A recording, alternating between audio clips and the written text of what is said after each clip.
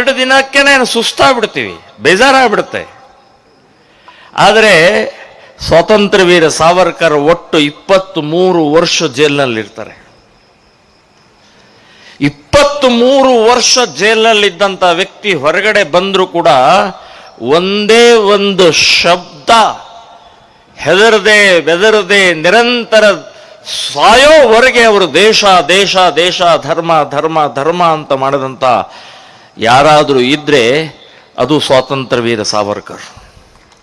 So ಅಂಥ ಮಹಾನ್ ಸಾವರ್ಕರ್ ಅವರ 60ನೇ ಪುಣ್ಯತಿಥಿಯ ಆಚರಣೆ ಇವತ್ತು ಸ್ಮರಣೆ ಮಾಡಿಕೊಂಡು ಸ್ಫೂರ್ತಿ ಪಡೆದು ಪ್ರೇರಣೆ ತಗೊಂಡು ನಾವು ಕೂಡ ಈ ದೇಶಕ್ಕಾಗಿ ಸ್ವಾತಂತ್ರ್ಯ ವೀರ ಸಾವರ್ಕರ್ ಮಾದರಿಯಲ್ಲಿ ಕೆಲಸ ಮಾಡಬೇಕು. ಎಷ್ಟೇ ಕಷ್ಟ, ಎಷ್ಟೇ ಅವಮಾನ, ಎಷ್ಟೇ ನೋವು ಇದ್ರೂ ಕೂಡ ನಾವು ಈ ದೇಶಕ್ಕೋಸ್ಕರ ಬದುಕಬೇಕು ಅಂತನ್ನುವಂಥದ್ದು ಛಲದಿಂದ ಇವತ್ತಿನ ಈ ಶ್ರದ್ಧಾಂಜಲಿಯ ಕಾರ್ಯಕ್ರಮದಲ್ಲಿ ಒಂದು ಸಂದೇಶವನ್ನು ತಗೊಂಡು ಹೋಗ್ಬೇಕು ನಾವು. ಛತ್ರಪತಿ ಶಿವಾಜಿ ಮಹಾರಾಜರ ಮೆರವಣಿಗೆ ಕಲ್ಲೆಸೆಸಿದರೆ, ಚಪ್ಪಲಿ ಎಸೆತಾರೆ. ಗಣೇಶನ ಉತ್ಸವದ ಮೆರವಣಿಗೆಯಲ್ಲಿ ಕಲ್ಲೆಸೆಸಿದರೆ, ಪೆಟ್ರೋಲ್ ಬಾಂಬ್ ಎಸೆಸಿದರೆ, ಚಪ್ಪಲಿ ಎಸೆಸಿದ್ದಾರೆ. ಇನ್ನೂ ನಮ್ಮ ಸಮಾಜ ಮಲ್ಗೆ ಇದೆ. ಬಾಗಲಕೋಟ ಛತ್ರಪತಿ ಶಿವಾಜಿ ಬೇರೆ, ಹುಬ್ಬಳ್ಳಿ ಶಿವಾಜಿ ಬೇರೆ. ಅಲ್ಲಿ ಅವಮಾನ ಆಗಿದೆ, ನಮಗೆ ಅವಮಾನ ಆಗಿಲ್ಲ. ಗಣೇಶ ಮಂಡಳಿಯ ಅಲ್ಲಿ ಮದ್ದೂರಿನಲ್ಲಿ, ಮಂಡ್ಯ ಮದ್ದೂರಿನಲ್ಲಿ ಗಣೇಶನಿಗೆ ಕಲ್ಲೆಸೆದಿದ್ದಾರೆ. ನಮ್ಮ ಗಣೇಶ ಸೇಫ್ ಇದ್ದಾನೆ. ಹಿಂದೂ ಸಮಾಜ ಎಡವುತ್ತಾ ಇದೆ. ಇದೇ ತಪ್ಪು ಮಾಡ್ತಾ ಇದ್ದೀರಿ ಅಂತನ್ನೋದು ನೆನಪಿಟ್ಕೊಳ್ಳಿ. ಈ ತಪ್ಪಿನಿಂದಲೇ ನಾವು ಹಾಳಾಗ್ತಾ ಇದ್ದೀವಿ, ಸೋಲ್ತಾ ಇದ್ದೀವಿ, ಹೋಗ್ತಾ ಇದ್ದೀವಿ. ನಾನು ಬಹಳ ಮಾತಾಡೋದಿಲ್ಲ, ಕೊನೆಯದಾಗಿ ಒಂದು ಹೇಳಿ ನಾನು ಮುಗಿಸ್ತಾ ಇದ್ದೀನಿ. ಸಾವರ್ಕರ್ ಸ್ವಾತಂತ್ರ್ಯ ಬಂದ ನಂತರವೂ ಕೂಡ ಈ ದೇಶದ ಸಮಾಜ ಮಾನ್ಯತೆ ಕೊಡಲಿಲ್ಲ, ಅವರಿಗೆ ಗೌರವ ಕೊಡಲಿಲ್ಲ. ಅವರಿಗೆ ಅವರನ್ನು ಸ್ವೀಕಾರ ಮಾಡಿಕೊಳ್ಳುವಂತ ನೀಚ ಸರ್ಕಾರ ಸ್ವೀಕಾರ ಮಾಡಿಕೊಳ್ಳಲಿಲ್ಲ. ಅವರ ಸ್ವಂತ ಮನೆ ಕೊಡಲಿಲ್ಲ, ಹಿಂಸೆ ಕೊಟ್ಟರು. ಸಮಾಜ ತನ್ನ ಸ್ವಾತಂತ್ರ್ಯಕ್ಕೋಸ್ಕರ, ಭಾರತ ಮಾತೆಗೋಸ್ಕರ ಅಣ್ಣನನ್ನು ಕಳ್ಕೊಂಡ್ರು, ತಮ್ಮನನ್ನು ಕಳ್ಕೊಂಡ್ರು, ಅಣ್ಣನ ಹೆಂಡತಿ ಮಕ್ಕಳನ್ನು ಕಳ್ಕೊಂಡ್ರು, ತಮ್ಮನ ಹೆಂಡತಿ ಮಕ್ಕಳನ್ನು ಕಳ್ಕೊಂಡ್ರು, ಮನೆ ಕಳ್ಕೊಂಡ್ರು, ಎಲ್ಲ ಉದ್ಧ್ವಸ್ತ ಆಗೋಯ್ತು. ಅಂಥ ಮಹಾನ ವ್ಯಕ್ತಿ ಜೈಲಿನಿಂದ ಸ್ವಾತಂತ್ರ್ಯ ಬಂದು ಹೊರಗಡೆ ಬಂದ ಮೇಲೆ, ಸ್ವಾತಂತ್ರ್ಯ ಸಿಕ್ಕಿದ ಮೇಲೆ ಈ ಸರ್ಕಾರ, ನೀಚ ಕಾಂಗ್ರೆಸ್ ಸರ್ಕಾರ ನಡ್ಕೊಂಡಂತ ರೀತಿ ಒಂದು ಕಡೆ ಆದ್ರೆ, ಹಿಂದೂ ಸಮಾಜ ಅಂತ ಮಹಾನ ವ್ಯಕ್ತಿಗೆ ಕೊಡಬೇಕಾದಂಥ ಗೌರವ, ಪ್ರೇರಣೆ ಎಲ್ಲ ಹೋಗಿತ್ತು. ಇದೇ ಇವತ್ತು ಹೇಡಿತನದ ಪರಮಾವಧಿ. ನಮಗೇನೂ ಆಗಿಲ್ಲ ಅನ್ನುವಂಥ ಮನೋಭಾವನೆ ಇರುವಂತಹ ಹಿಂದೂ ಸಮಾಜವನ್ನು ಬಡಿದೆಬ್ಸೋಗೋಸ್ಕರನೇ ಹಿಂದೂ ಶಕ್ತಿ ಸೇನೆಯ ಈ ಕಾರ್ಯವನ್ನ ಉದ್ಘಾಟನೆಯನ್ನ ಮಾಡಿದ್ದಾರೆ ಅಂತ ಅನ್ನೋದು ನೆನಪಿಟ್ಕೊಳ್ಳಿ. ಏಪ್ರಿಲ್ 22 ಮರಿಬೇಡಿ. ಅವತ್ತು ಮನೆಯಲ್ಲಿ ಹೋದ ಕೂಡಲೇ ಒಂದು ಕಡೆ ಬರೆದು ಇಟ್ಕೊಡ್ರಿ. ಅದು ಏಪ್ರಿಲ್ 22. ಏನು ಏಪ್ರಿಲ್ 22? ನಮ್ಮ ದೇಶದ ಸ್ವರ್ಗ, ಜಮ್ಮು ಕಾಶ್ಮೀರದ ಒಂದು ಪಹಲ್ಗಾಮ್ ಅನ್ನುವಂಥ ಒಂದು ಸ್ಥಾನ. ಆ ಪಹಲ್ಗಾಮದ ಸ್ವರ್ಗದ ಆ ಸ್ಥಳದಲ್ಲಿ ಪ್ರವಾಸಕ್ಕೆ ಹೋಗಿದಾರ್ರಿ. ಪ್ರವಾಸಕ್ಕೆ ಯಾರಿಗೋ ಪ್ರತಿಭಟನೆ, ಬೈಯಕ್ಕೆ, ಹೊಡೆದಾಟಕ್ಕೆ ಏನಿಲ್ಲ, ಆಂದೋಲನ ಏನಿಲ್ಲ. ಸೂಟಿ ಇದೆ, ಮಕ್ಕಳಿಗೆ ಸೂಟಿ ಇದೆ, ತಾವು ರಜೆ ಹಾಕಿದ್ರು, ಸೂಟಿ ತಗೊಂಡು ಪ್ರವಾಸಕ್ಕೂ ಹೋದ್ರು. ಸಾವಿರಾರು ಕುಟುಂಬಗಳು ಅಲ್ಲಲ್ಲೇ ಕೂತ್ಕೊಂಡು ಹರಟೆ ಹೊಡಿತಾ ಇದ್ದಾರೆ, ಆಟ ಆಡ್ತಾ ಇದ್ದಾರೆ, ಊಟ ಮಾಡ್ತಾ ಇದ್ದಾರೆ, ತಿಂಡಿ ತಿಂತಾ ಇದ್ದಾರೆ. 5 ಜನ ಕೈಯಲ್ಲಿ ಬಂದೂಕ್ ಹಿಡ್ಕೊಂಡು ಇಸ್ಲಾಮಿಕ್ ಟೆರರಿಸ್ಟ್, ಮುಸ್ಲಿಂ ಟೆರರಿಸ್ಟ್ ಬಂದು ಆ ಸಾವಿರಾರು ಜನ ಕೂತಂಥ ಆನಂದವಾಗಿ ಹರಟೆ ಹೊಡಿತಾ ಇರುವಂತಹ ಸ್ಥಳಕ್ಕೆ ಬಂದು ಒಂದೊಂದು ಕಡೆ ಒಬ್ಬೊಬ್ಬರು ನಿಂತ್ಕೊಂಡು ನೀನು ಯಾರು ಅಂತ ಕೇಳಿದ್ರು. ಏನ್ ಕೇಳಿದ್ರು ಅವರು? ನೀನು ಹುಬ್ಬಳ್ಳಿಯವ, ನೀನು ಧಾರವಾಡದವನ, ನೀನು ಕರ್ನಾಟಕದವನ, ನೀನು ಲಿಂಗಾಯತ, ನೀನು SSK ಸಮಾಜದವನ, ನೀನು BJPನ, ಕಾಂಗ್ರೆಸ್, JDS ಅಂತ ಕೇಳಲಿಲ್ಲ. ನೀನು ಹಿಂದೂನ ಅಂತ ಕೇಳಿ ಗುಂಡು ಹೊಡೆದ್ರು. ಹಿಂದೂ ಅಂತ ಕೇಳಿ ಗುಂಡು ಹೊಡೆದ್ರೆ 26 ಹೆಣಗಳನ್ನು ಉರುಳಿಸಿದ್ರು. ಅವ್ರದ್ದು ತಪ್ಪೇನು? ಅವರ ಅಪರಾಧ ಏನು? ಮುಸ್ಲಿಮರ ವಿರುದ್ಧ ಹೋರಾಟ ಮಾಡಿದ್ರ, ಬೈದಿದ್ರ, ಏನ್ ಮಾಡಿದ್ರು? ಏನಿಲ್ಲ, ಆನಂದವಾಗಿ ಹೋದಂತವ್ರು ಹೆಣವಾಗಿ ಬಂದ್ರು ಮನೆಗೆ. ಹಿಂದೂ ಅಂತ ಹೇಳಿ ಹೊಡೆದದ್ದನ್ನ ಈ ಮುಸ್ಲಿಮರು ಗೂಂಡಾಗಳು, ಮುಸ್ಲಿಂ ಟೆರರಿಸ್ಟ್ಗಳಿಗೆ ನಾನು ಅದಕ್ಕೆ ಹೇಳಿದೆ, ಮನೆಗೆ ಹೋಗಿ ಏಪ್ರಿಲ್ 22 ಅಂತ ಬರೆದು ಪಹಲ್ಗಾಮ್ ಅಂತ ಬರೆದು ಇಟ್ಕೋಬೇಕು.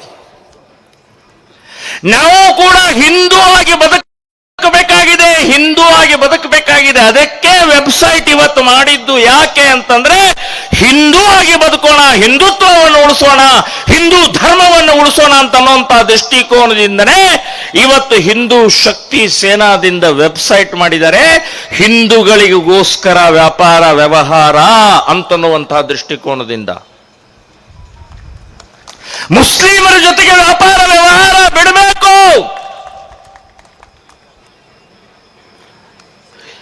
ಹುಬ್ಬಳ್ಳಿಯ ಮುಸ್ಲಿಮರು ಏನ್ ಮಾಡಿದಾರ್ರಿ ಪಾಪ, ಅವ್ರು ಬಹಳ ಒಳ್ಳೆಯವ್ರಿ. ನಮ್ಮ ಮನೆಗೆ ಬರ್ತಾರ್ರಿ, ಆರತಿ ತಗೊಳ್ತಾರ್ರಿ, ಕುಂಕುಮ ಹಚ್ಕೊಳ್ತಾರ್ರಿ, ಜಾತ್ರೆಗೆ ಬರ್ತಾರ್ರಿ, ತೆಂಗಿನಕಾಯಿ ಹೊಡಿತಾರ್ರಿ. ಸುಳ್ಗಾರ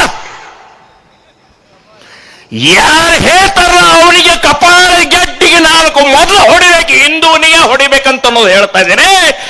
ಇನ್ನೂ ಪಾಠ ಕಲಿಲಿಲ್ಲ ಭೂಸುಡಿ ಮಕ್ಕಳ್ರಿ.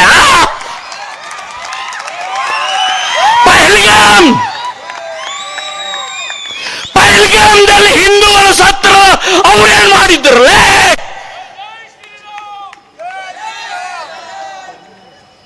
ಸಾವಿರ ವರ್ಷ ಆದ್ರೂ ಇನ್ನೂ ಕೂಡ ಪಾಠ ಕಲೀಲಾರದಂಥ ಹಿಂದೂ ಸಮಾಜ ಬಡಿದೆಬ್ಬಿಸಬೇಕಾಗಿದೆ. ಅದಕ್ಕೆ ಹಿಂದೂ ಶಕ್ತಿ ಸೇನಾವನ್ನು ಪ್ರಾರಂಭ ಮಾಡಿದ್ದಾರೆ ಅಂತ ಅನ್ನೋದು ನೆನಪಿಟ್ಕೊಳ್ಳಿ.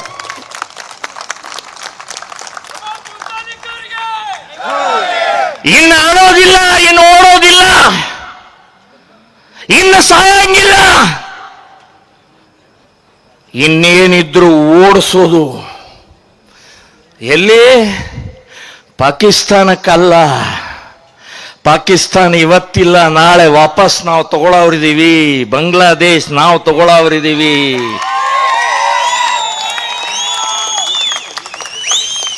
ನೀವು ಜನ್ನತಿಗೆ ಹೋಗ್ಬೇಕಷ್ಟೇ. ಅಲ್ಲಾಹ್ ಕೆ ಪಾಸ್.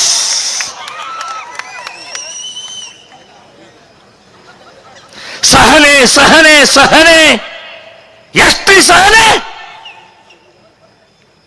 ಇವತ್ತು ನಾವೇನಾದ್ರೂ ಉಳಿದಿದ್ರೆ, ಇವತ್ತೇನಾದ್ರೂ ನಾವು ಇಲ್ಲಿ ಜೀವಂತ ಇದ್ರೆ ಛತ್ರಪತಿ ಶಿವಾಜಿ ಮಹಾರಾಜರಿಂದ ಮಾತ್ರ ಜೀವಂತವಾಗಿದ್ದೀವಿ ಅಂತ ನಾವು ನೆನಪಿಟ್ಕೊಳ್ಳಿ. ಅಂಥ ಛತ್ರಪತಿ ಶಿವಾಜಿಗೆ ಕಲ್ಲೆಸಿತಾರೆ ಬಡ್ಡಿ ಮಕ್ಕಳು. ಹುಷಾರ್! ಮುಸ್ಲಿಮ ಗುಂಡಗಳಿಗೆ ನಾ ಹೇಳ್ತಾ ಇದ್ದೀನಿ, ಇನ್ನು ಮೇಲೆ ಏನಾದರೂ ನಮ್ಮ ದೇವರ ಮೇಲೆ, ನಮ್ಮ ಮಹಾಪುರುಷರ ಮೇಲೆ ಕಲ್ಲೆಸಿದ್ರೆ ನಿಮ್ಮನೆ ಹೊಕ್ಕು ಹೊಡಿತೀವಿ, ಮಸೀದಿ ಹೊಕ್ಕು ಹೊಡಿತೀವಿ.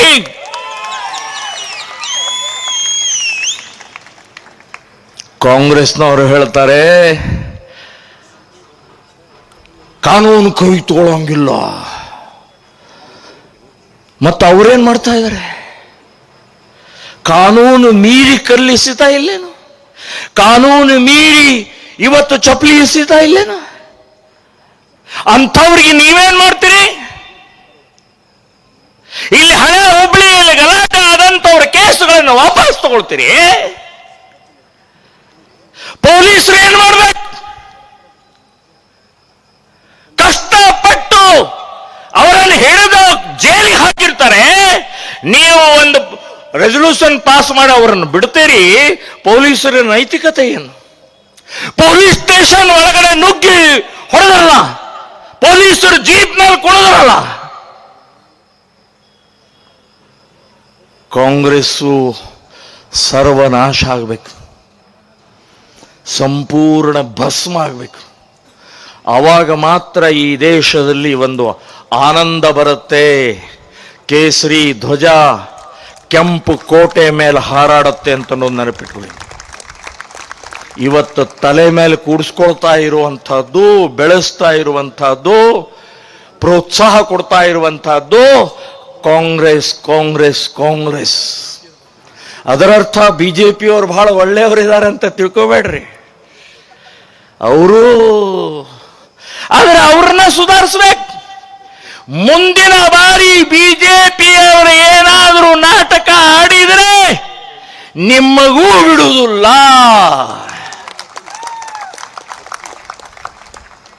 ಬಂಧುಗಳೇ, ಹಿಂದೂ ಶಕ್ತಿ ಸೇನಾದಿಂದ ಇವತ್ತು ಉದ್ಘಾಟನೆ ಆಗಿದೆ, ವೆಬ್ಸೈಟ್ ಉದ್ಘಾಟನೆ ಆಗಿದೆ.